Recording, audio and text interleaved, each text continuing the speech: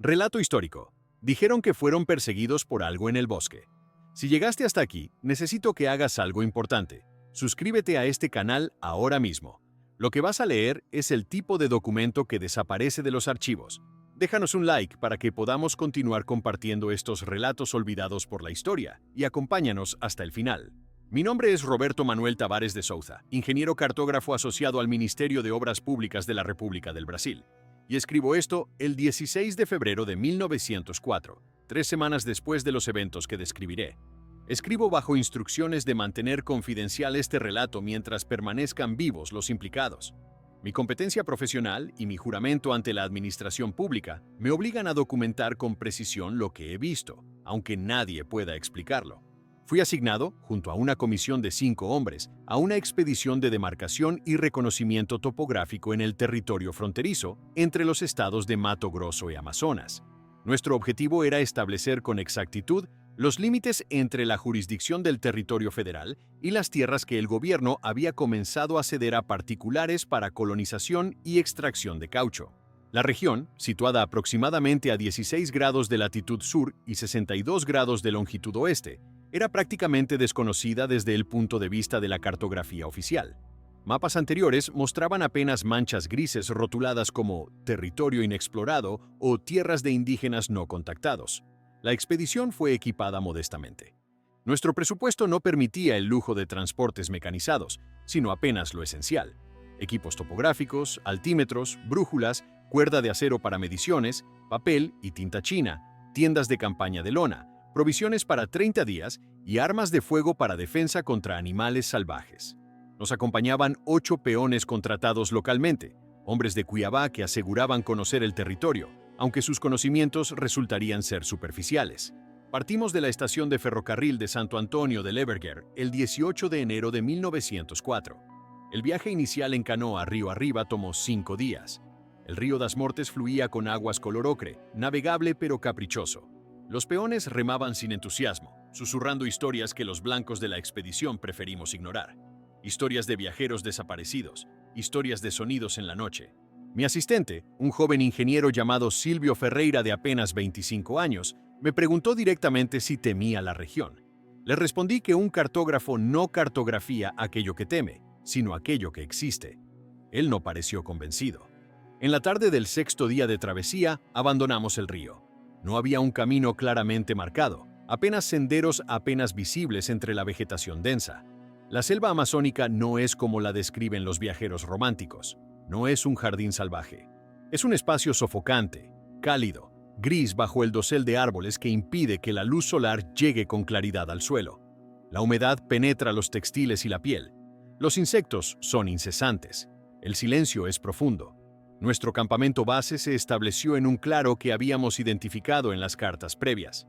Era un espacio de aproximadamente 800 metros cuadrados, rodeado por una elevación natural del terreno que permitía cierto control visual del perímetro. El agua provenía de un riachuelo de aproximadamente 3 metros de ancho que corría hacia el noreste. Silvio realizó las primeras mediciones. Yo supervisé la instalación de los instrumentos topográficos principales. Durante los primeros 8 días, nuestro trabajo procedió sin incidentes notables. Establecimos un sistema de triangulación usando 3 puntos cardinales elevados, y comenzamos a realizar las mediciones necesarias para establecer la línea fronteriza con precisión matemática. El trabajo era tedioso pero correcto. Cada tarde, Silvio y yo comparábamos nuestros registros. Las cifras coincidían. La cartografía avanzaba. Los peones, sin embargo, comenzaron a mostrar signos de inquietud a partir del 9º día. Fue sutil al principio. Rehusaban alejarse mucho del campamento. Realizaban sus tareas de recolección de agua y madera bajo tensa vigilancia mutua. Un peón llamado Julio, hombre de unos 35 años que había sido contratado como jefe del grupo de trabajadores, solicitó una audiencia privada conmigo. Le dije que no tenía tiempo para supersticiones. Él no volvió a mencionar el tema directamente, pero comenzó a susurrar a los otros. El 27 de enero por la noche ocurrió el primer evento que no podía ser atribuido a causas naturales. Habíamos cenado alrededor de las 19 horas. Nuestras tiendas estaban distribuidas en un semicírculo alrededor de una fogata central que mantenía 3 de nuestros peones en turnos nocturnos. El cielo había estado despejado. Yo me disponía a revisar mis notas del día antes de dormir cuando escuché a Silvio gritando desde su tienda. No fueron palabras inteligibles, sino alaridos. Salí inmediatamente, arma en mano. Silvio estaba de pie en la entrada de su tienda, pálido, señalando hacia la oscuridad más allá del perímetro del campamento. Pregunté qué había sucedido. Su respuesta fue confusa. Dijo que había escuchado pasos, pasos que rodeaban su tienda, pasos que no eran de animal, pero tampoco de hombre. Pregunté si había visto algo. Respondió que no, solo había escuchado, y el sonido se había detenido cuando él gritó. Revisamos el perímetro con las antorchas encendidas. No encontramos huella alguna. El terreno alrededor del campamento estaba cubierto de hojas y musgo que no retienen marcas claras. Ordené aumentar la vigilancia nocturna. Coloqué a 2 peones más en guardia y establecí un protocolo donde alguien permanecería despierto en cada tienda. Silvio aceptó quedarse en mi tienda esa noche. Dijo haber escuchado los pasos aproximadamente entre las 22 y 23 horas. Describió el sonido como rítmico, pero no humano. Pregunté si quería decir que eran pasos de animal grande. Él negó. Un animal, dijo, tiene un ritmo. Lo que escuchó tenía un patrón que era casi... Aquí se detuvo buscando la palabra correcta. Intencional. Decidí que era estrés y agotamiento. Los hombres sufren estas cosas en territorios desconocidos. Pero los siguientes 3 días trajeron variaciones del mismo evento. Cada noche, alrededor de la misma hora, se escuchaban sonidos en el perímetro. A veces pasos, a veces lo que parecía ser respiración. Una noche, alguien reportó haber escuchado un sonido como si algo muy grande se moviera entre los arbustos sin tocarlos. Eso era absurdo. Un objeto físico debe desplazar la materia que lo rodea. El 30 de enero, decidí ampliar nuestros trabajos de demarcación a mayor distancia del campamento. Necesitábamos avanzar hacia el norte para completar el trigonometraje. Organicé 2 equipos. Yo supervisaría el equipo principal, mientras que Silvio conduciría un equipo secundario hacia el este. Cada grupo contaría con 4 peones. Llevábamos armas, equipos topográficos, agua y provisiones para 12 horas de trabajo. El terreno hacia el norte se hacía más denso. Los árboles eran más antiguos y de mayor tamaño, lo que indicaba una sección poco perturbada de la selva. Nuestros peones se movían lentamente. Realizaban las mediciones requeridas. Hacia el mediodía, habíamos avanzado aproximadamente 2 kilómetros desde el campamento. El paisaje no había variado significativamente, pero la densidad de la vegetación hacía que la visibilidad fuera cada vez menor. Instalamos nuestro primer punto de triangulación sobre una pequeña elevación donde los árboles eran ligeramente más dispersos. Fue mientras estábamos realizando las lecturas de altitud cuando uno de los peones, un joven llamado Manuel, preguntó si podía hablar conmigo. Asentí. Preguntó si sabía por qué todos los otros peones de la región rehusaban trabajar en esta expedición. Respondí que no lo sabía y que tampoco me importaba. Él insistió. Dijo que sus abuelos habían cazado en estas tierras hace muchos años y que habían aprendido a no ir más allá de ciertos límites. Pregunté qué límites. Él señaló vaguamente hacia el norte. Dijo que más allá de donde podía verse el cielo entre los árboles, había algo que la gente de sus ancestros respetaba, que la gente moderna, con sus mapas y mediciones, no respetaba. Manifesté mi desaprobación ante estas supersticiones y ordené que continuáramos con nuestro trabajo. Si esta historia te está atrapando, ahora es el momento. Suscríbete al canal. Enciende las notificaciones porque los documentos como este desaparecen de los archivos públicos. La próxima parte revelará detalles que cambiarán completamente lo que sucedió después. Regresamos al campamento alrededor de las 19 horas. Silvio ya había llegado. Su equipo había completado sus mediciones hacia el este sin incidentes, aunque Silvio reportó que sus peones también habían estado inusualmente nerviosos. Cenamos en silencio relativo. La tensión era palpable, aunque nadie hablaba abiertamente de miedo. Esa noche, el evento fue diferente. Alrededor de las 23 horas, los peones que guardaban la fogata reportaron movimiento en la oscuridad circundante. No sonidos, sino movimiento. Algo se movía alrededor del perímetro del campamento. Algo grande. Alguien dijo haber visto una forma, aunque no podía describir sus características. Fue entonces cuando escuchamos el primer sonido que podría describir únicamente como anómalo en todos los sentidos. Era como si el aire mismo estuviera siendo aspirado. Un sonido profundo, constante, que provenía de múltiples direcciones simultáneamente. No era de animal alguno que yo conociera. No era viento. Era como si algo estuviera respirando, y el sonido se reflejara en toda la selva. Duró aproximadamente 15 segundos. Luego cesó abruptamente. Ordenamos que se encendieran más antorchas, que se armaran todos los rifles. Pasamos el resto de la noche en vigilia absoluta, 3 hombres con armas cargadas orientadas hacia la oscuridad exterior. Silvio estaba blanco de miedo. Preguntó en varias ocasiones si debíamos abandonar el campamento. Respondí que no. Un cartógrafo completa su trabajo. El 31 de enero amaneció sin incidentes. Pero el estado de los peones se había deteriorado notablemente. 2 de ellos presentaban signos de lo que podría describirse como conmoción nerviosa, temblores, dificultad para hablar coherentemente, incapacidad para concentrarse en las tareas asignadas. Julio solicitó nuevamente una reunión privada. Esta vez acepté. Me dijo, con deliberada claridad, que los hombres querían marcharse, que regresaríamos al río, que esperaríamos a la próxima expedición de suministros y que partiríamos, que no era seguro permanecer en esa región. Pregunté por qué. Dijo que no sabía explicarlo en términos que yo entendiera, que era una sensación, que la región estaba marcada. Esa fue la palabra que usó, marcada. Decidí continuar. Nuestro contrato especificaba que los peones debían permanecer con la expedición por 30 días, o hasta su finalización, lo que fuese primero. Habían transcurrido apenas 13 días. Tenía autoridad para obligarles a permanecer. También tenía la responsabilidad profesional de completar el trabajo para el cual había sido enviado. Informé a Julio que continuaríamos. Los peones obedecerían. Si alguien intentaba desertar, sería reportado a las autoridades de Cuiabá. La reacción fue notable. Julio asintió lentamente, pero sus ojos reflejaban una resignación que se parecía peligrosamente a la desesperación. Ese día no trabajamos. Decidí que un descanso era necesario y que las mediciones realizadas hasta entonces eran suficientes como para continuar con los cálculos trigonométricos en el campamento.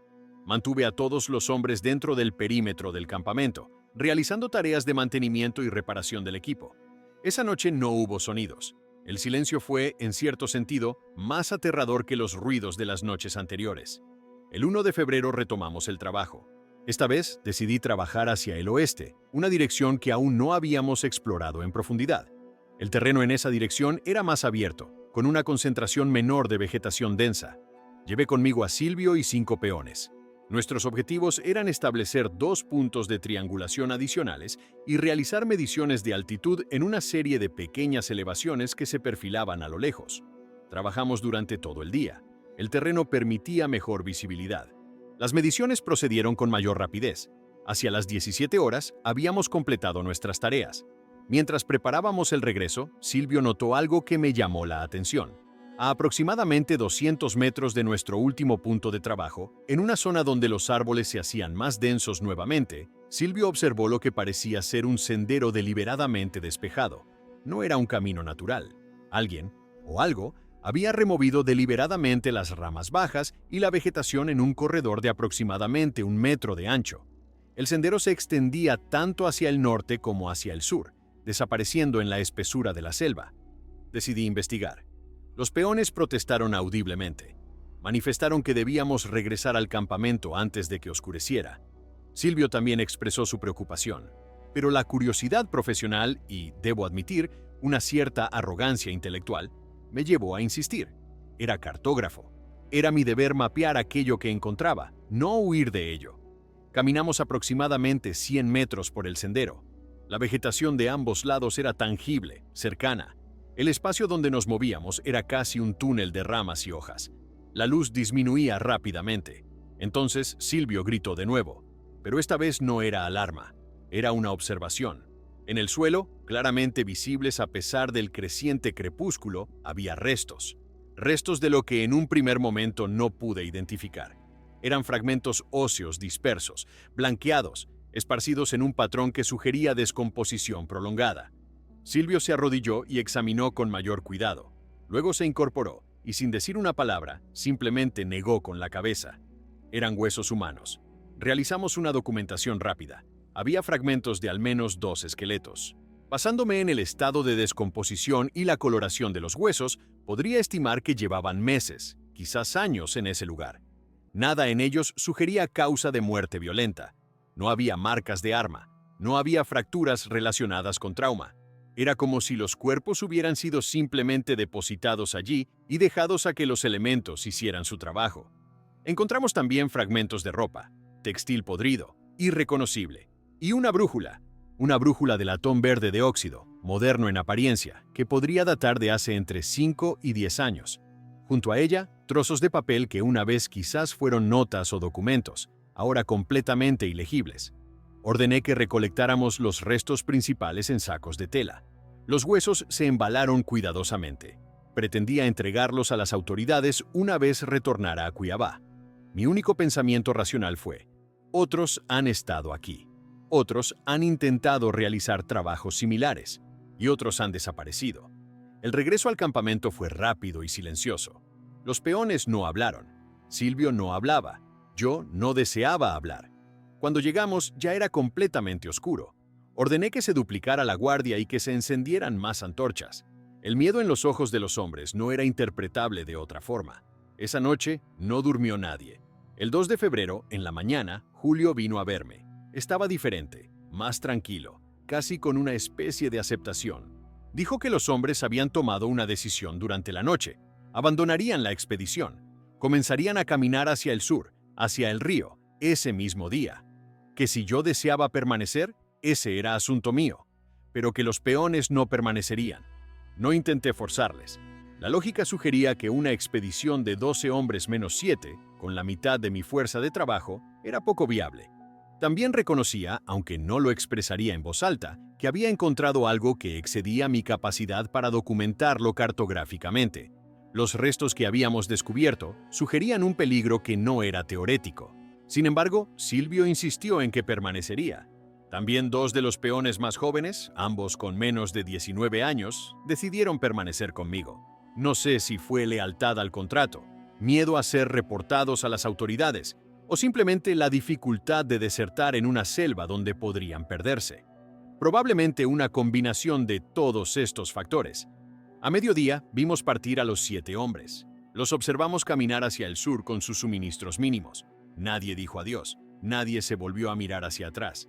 Entonces comenzó la segunda fase de nuestra permanencia en esa región, la que documento ahora con la intención de que quede constancia de lo que ocurrió, aunque nadie pueda explicarlo. Con un equipo reducido, cambié mi estrategia. En lugar de expediciones extensas, me dediqué a perfeccionar y ampliar los cálculos trigonométricos basados en los puntos que ya habíamos establecido. Era cartografía de escritorio, basada en mediciones previas. Podía avanzar sin desplazarme lejos del campamento. Pero durante la noche del 2 de febrero, comenzó lo que describiré únicamente como un asedio. No fue violento, no hubo ataques físicos, fue algo más insidioso. Era como si la presencia que habíamos notado previamente hubiera tomado la decisión de que ya no podía permanecer oculta, que podía permitirse ser más evidente. Cada noche, comenzando alrededor de las 22 horas, se escuchaban sonidos en el perímetro del campamento. Sonidos que variaban. A veces eran pasos, a veces eran sonidos de algo moviéndose entre la vegetación. Otras veces era ese sonido de respiración profunda que había escuchado anteriormente. Pero también había algo más. Había una cualidad de deliberación en cómo se movía alrededor del campamento. Era como si estuviera calculando algo, como si estudiara nuestras defensas. El 4 de febrero descubrimos que durante la noche alguien o algo había despejado completamente la vegetación en un lado del campamento, ampliando significativamente la zona clara alrededor de nuestras tiendas. Vegetación que habríamos tardado horas en cortar había sido removida. No había fragmentos. No había destrozos. La vegetación simplemente no estaba allí, como si hubiera sido consumida. Silvio sugirió que iniciáramos la evacuación, que nos dirigiéramos hacia el río, que intentáramos alcanzar a los peones que se habían ido, que buscáramos ayuda en la civilización. Reconozco que en ese momento consideré seriamente su sugerencia, pero también reconozco que en mi mente existía una pregunta que eclipsaba toda prudencia racional. ¿Qué era?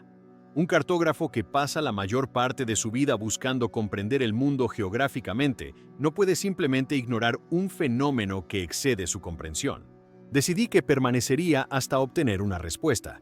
La noche del 5 de febrero fue cuando comprendí que mis respuestas nunca llegarían. Alrededor de la medianoche escuchamos algo diferente. No era sonido como los anteriores. Era como si muchos cuerpos se movieran simultáneamente, en múltiples direcciones. Los 2 peones jóvenes corrieron hacia mi tienda en pánico. Silvio ya estaba allí. Todos permanecimos en silencio absoluto, escuchando. Entonces vimos algo. Fue fugaz. Fue apenas una fracción de segundo. Pero en el fuego reducido del campamento, en el espacio entre dos tiendas, vi lo que parecía ser una forma. No una forma animada. Una forma que se movía con propósito deliberado. Su tamaño era impreciso, distorsionado por la sombra y la luz. Podría haber sido pequeño, podría haber sido grande, podría haber sido una ilusión de la percepción bajo estrés extremo. Después de eso, la actividad alrededor del campamento cesó, no gradualmente. Cesó instantáneamente, como si un interruptor hubiera sido accionado. El 6 de febrero permanecimos completamente inmóviles dentro del campamento. No encendimos antorchas, no realizamos tareas de mantenimiento, simplemente esperamos. Los dos peones jóvenes estaban en estado de catatonia que rondaba lo concerniente. Silvio permanecía sentado, mirando fijamente al suelo, sus labios moviéndose en lo que supuse era una oración. Decidí que la única opción racional era abandonar la región. Empacamos lo esencial. Tomamos mapas, instrumentos irreemplazables, munición, agua y provisiones. Dejamos atrás lo demás.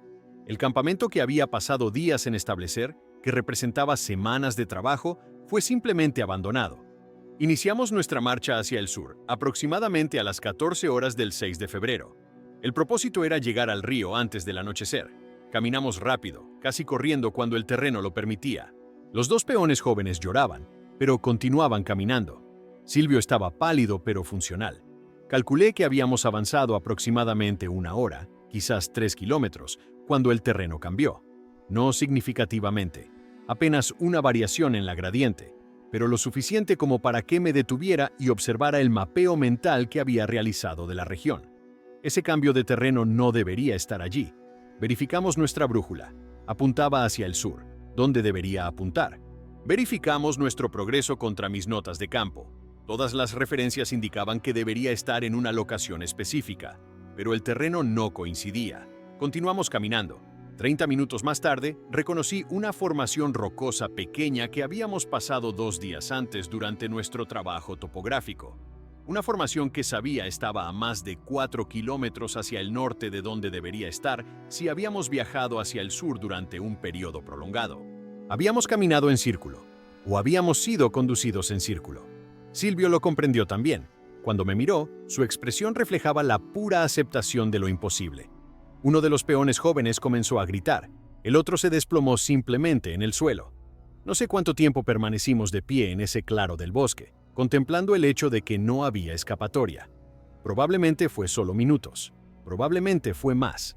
El tiempo pierde su significado cuando se enfrenta a la irracionalidad absoluta.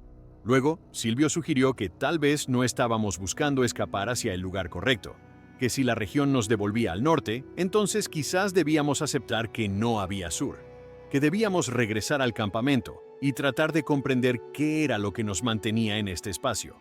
No fue una sugerencia lógica, pero tampoco había nada lógico en nuestra situación. Caminamos de regreso hacia el norte. Es irónico que el viaje de regreso fuera directo, sin desviaciones. Tardamos poco tiempo. Era como si una vez que habíamos aceptado la dirección dictada, el camino se presentaba claramente. Llegamos al campamento alrededor de las 18 horas. Las tiendas seguían de pie. El fuego se había apagado. Todo estaba exactamente como lo habíamos dejado, salvo por un detalle. Alrededor del perímetro del campamento, en el terreno despejado que había crecido naturalmente o había sido preparado para nuestro resguardo, había marcas. Profundas hendiduras en la tierra, como si algo con peso extremo hubiera caminado alrededor del perímetro, una y otra vez. Las marcas formaban un círculo perfecto, una tras otra, sin discontinuidad. Contabilicé 36 circunvalaciones completas alrededor del campamento, basándome en donde los pasos comenzaban a repetirse. Esa noche no tratamos de escapar. Encendimos un fuego, cargamos nuestras armas y esperamos. No sucedió nada. El 7 de febrero fue el día de mayor quietud que experimentamos. Nada se movía, nada sonaba. Era como si el bosque mismo estuviera reteniendo su aliento.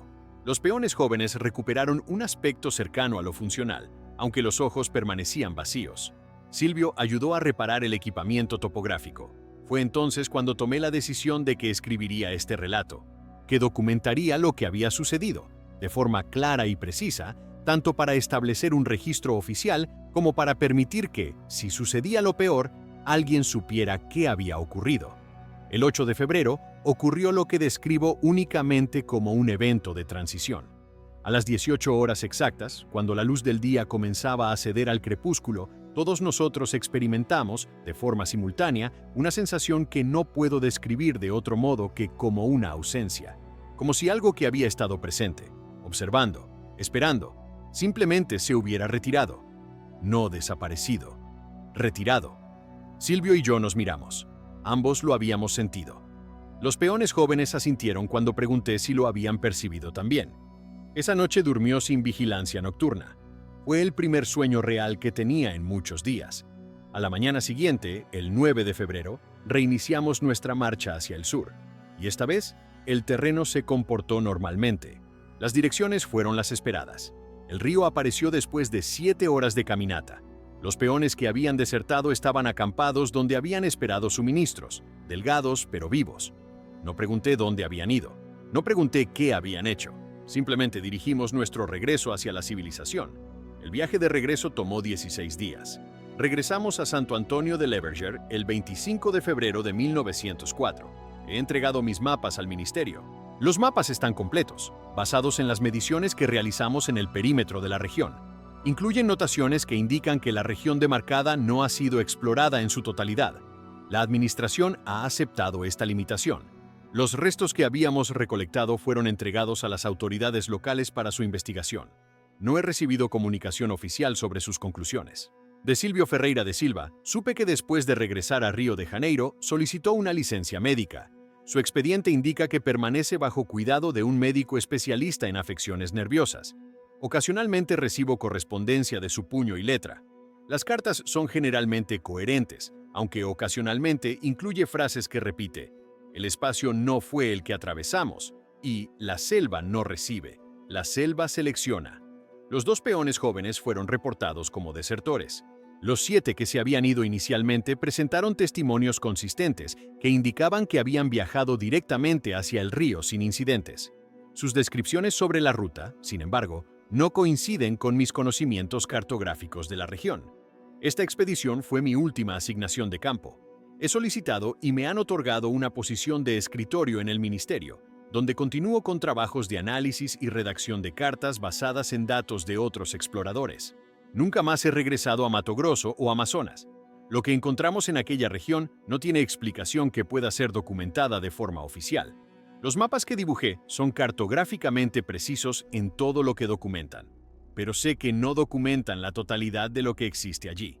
Años después, durante una conversación casual con un oficial del ministerio, mencionó que la región que habíamos cartografiado había sido excluida de la mayoría de concesiones de tierras posteriores, que personas no identificadas en los registros oficiales habían recomendado que esa sección específica fuera mantenida bajo jurisdicción federal indefinidamente, que ocasionalmente exploradores independientes o empresas de prospección solicitaban permisos para explorar la región, pero la administración sistemáticamente rechazaba estas solicitudes sin explicación.